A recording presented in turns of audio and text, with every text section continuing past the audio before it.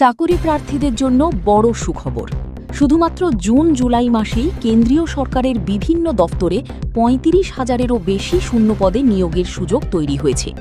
মাধ্যমিক, উচ্চ মাধ্যমিক, আইটিআই, ডিপ্লোমা এবং স্নাতক প্রায় সব ধরনের শিক্ষাগত যোগ্যতার প্রার্থীদের জন্য একাধিক নিয়োগ প্রক্রিয়া বর্তমানে চালু রয়েছে।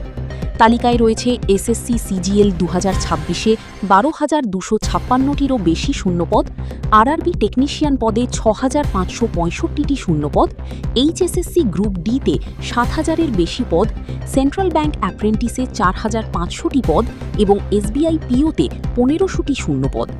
এছাড়াও AFCAT 02-2024, Indian navy 10+2 BTech entry, income tax recruitment, north east frontier railway এবং ব্যাংক অফ বরোদা ম্যানেজার সহ একাধিক নিয়োগের বিজ্ঞপ্তি প্রকাশিত হয়েছে।